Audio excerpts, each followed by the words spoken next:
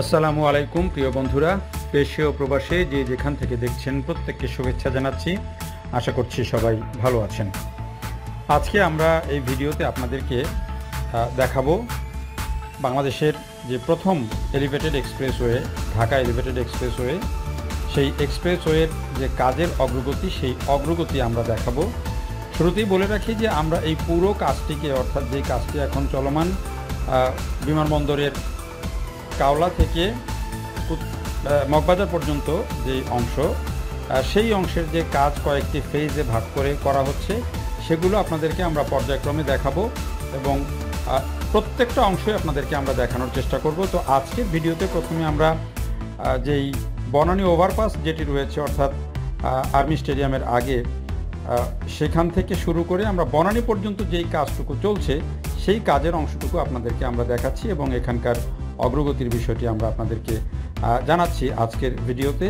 এরপরে পর্যায়ক্রমে আমরা একেবারে কাওলা থেকে শুরু করে মগবাজার পর্যন্ত, বিশেষ করে তেজগাঁও স্টেশন পর্যন্ত আমরা আপনাদেরকে দেখাবো যে এই পুরো কাজটি কয়েকটি ভিডিওতে ভাগ করে। তো আজকে যেটি দেখাচ্ছি সেটি হচ্ছে যেই জায়গাটিতে আমরা ভিডিওটি দেখাচ্ছি আপনাদেরকে, এখানে কিন্তু কয়েক বছর ধরে এখানে কিন্তু পিয়ারগুলো হয়ে গিয়েছে, পিয়ার ক্যাপ বসানো হয়েছিল, কিন্তু উপরের যে ছাউনি যেটিকে বলছি সেইগুলো কিন্তু বসেনি। কিন্তু এখন একটি বড় অগ্রগতি হচ্ছে, এই ছাউনিগুলো উপরের যেই লম্বা যেই পাটাতনগুলো, সেগুলো কিন্তু বসতে শুরু করেছে এবং এগুলো একটি বড় অগ্রগতি বলা যায়। এবং যেহেতু সরকার একটি লক্ষ্য নির্ধারণ করেছে, আপনারা অনেকেই হয়তো জেনে থাকবেন যে আগামী বছর অর্থাৎ 2022 সালের ডিসেম্বরের মধ্যে এলিভেটেড এক্সপ্রেসওয়ের যে একটি অংশ অন্ততপক্ষে খুলে দিতে চায় সরকার, যেটি সড়ক পরিবহন মন্ত্রীও বলেছেন এবং এই প্রকল্পের কর্মকর্তাও জানিয়েছেন যে 2022 ডিসেম্বরের মধ্যে কাওলা থেকে, অর্থাৎ যেখান থেকে এই এলিভেটেড এক্সপ্রেসওয়েটি শুরু হয়েছে, সেখান থেকে শুরু করে তেজগাঁও যে রেল স্টেশন, সেই জায়গা পর্যন্ত এই অংশটুকু 11 কিলোমিটার, এই অংশটুকু খুলে দেওয়া হবে।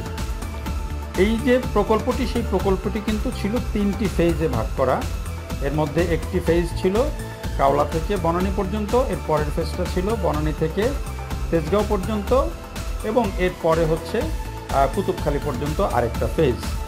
তো বনানী পর্যন্ত অংশ কাজ বেশ অগ্রগতি হয়েছে, যেটিকে বলা হচ্ছে যে 66%, আগস্ট সেপ্টেম্বর পর্যন্ত 66% অগ্রগতি হয়েছে।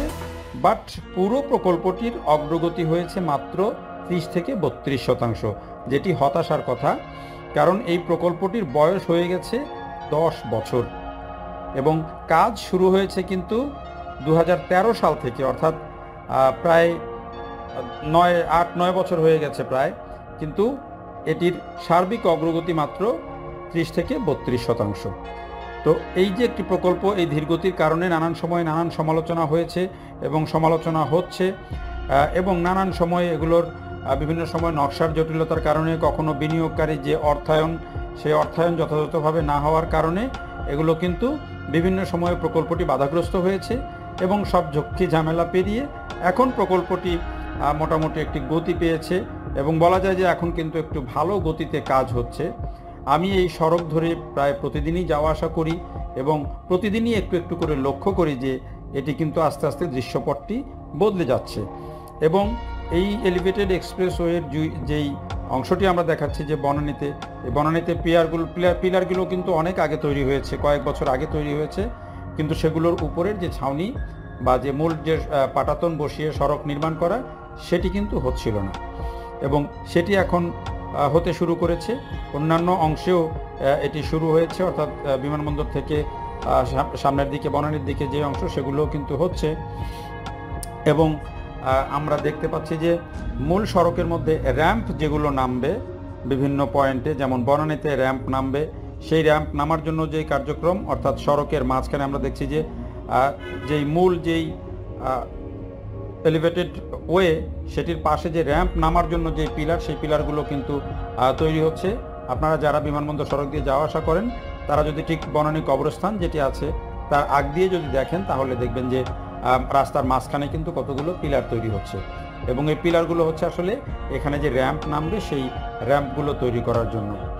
এই এলিভেটেড এক্সপ্রেসওয়েটির মূল একটি বৈশিষ্ট্য হচ্ছে এলিভেটেড এক্সপ্রেসওয়েটি কাওলা থেকে কুতুবখালী পর্যন্ত মোট দূরত্ব হচ্ছে 19.7 কিলোমিটার এবং এর চেয়ে বেশি যেটি গুরুত্বপূর্ণ সেটি হচ্ছে যে এইটিতে র্যাম্প বসবে মোট 31টি এবং র্যাম্পের দৈর্ঘ্য হবে 27 কিলোমিটার, অর্থাৎ মূল যে এলিভেটেড এক্সপ্রেসওয়ে তার চেয়ে র্যাম্পের যে দৈর্ঘ্য সেটি কিন্তু বেশি।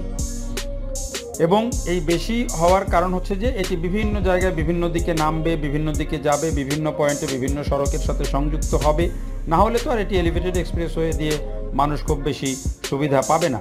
যদিও এই এক্সপ্রেসওয়ে নিয়ে নানা রকমের আলোচনা আছে, সমালোচনা আছে, বিশেষজ্ঞরাও এটির ধীরগতি নিয়ে যেমন সমালোচনা করেছেন, এর নকশা নিয়েও কিন্তু নানা রকমের সমালোচনা রয়েছে এবং শেষ পর্যন্ত এটি রাজধানীর যানজট কতটুকু নিরসন করতে পারে নাকি নতুন জটিলতা তৈরি হয় সেটি নিয়েও নানা রকমের কথাবার্তা রয়েছে। এরকম আলোচনা আমরা প্রায়ই দেখি এবং এগুলো হয় রেগুলারই যখন বিভিন্ন ওভারপাস হয়েছে, বিভিন্ন আমরা যদি দেখি যে ফ্লাইওভারগুলো হয়েছে সেখানেও কিন্তু এরকম কথা আগে এসেছে যেগুলো যানজট কমাবে কি কমাবে না, কিন্তু একটা ফলাফল কিন্তু ইতিবাচক পাওয়া গেছে।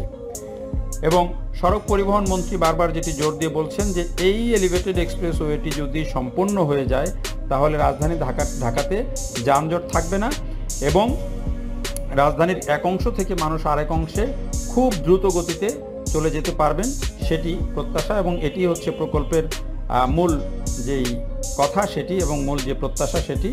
এখন এটি কত দিনে পরিপূর্ণভাবে বাস্তবায়ন হয় সেটি হচ্ছে দেখার বিষয়। যদিও প্রকল্প সংশ্লিষ্টরা বলছেন যে পুরো প্রকল্পটি শেষ করতে তাদের আর 2 বছর সময় লাগবে, কিন্তু সেটি আসলে কতটা সম্ভব সেটি কিন্তু প্রশ্ন সাপেক্ষ, কারণ 10 বছরে যেই প্রকল্পের অগ্রগতি হয়েছে 30 থেকে 32%, বাকি 70% অগ্রগতি মাত্র 2 বছরে করে ফেলা যাবে এটি কিন্তু বিশ্বাস করা একটু কঠিন। তারপরেও আমরা আশাবাদী এবং এখন যে গতিতে কাজ চলছে বিভিন্ন পয়েন্টে সেটি নতুন আশার সঞ্চার করছে। আমরা নিশ্চয়ই এর পরের ভিডিওতে আপনাদেরকে দেখাবো যে এই যে বনানী রেল স্টেশন থেকে পরবর্তীতে তেজগাঁও পর্যন্ত যে অংশটি রেল লাইনের 2 পাশ দিয়ে যেই পিলার তৈরি হচ্ছে সেগুলো আমরা আপনাদেরকে দেখাবো। কিন্তু এই যে বনানী পর্যন্ত যেই অংশটি সেই অংশটিতে কিন্তু কাজের অগ্রগতি মোটামুটি ভালো এবং যে লক্ষ্য নির্ধারণ করা হয়েছে তেজগাঁও পর্যন্ত খুলে দেওয়ার সেটি সরকার আগামী বছরের মধ্যে খুলে দিতে পারে কিনা সেটি হচ্ছে একটি দেখার বিষয় এবং বড় প্রশ্ন।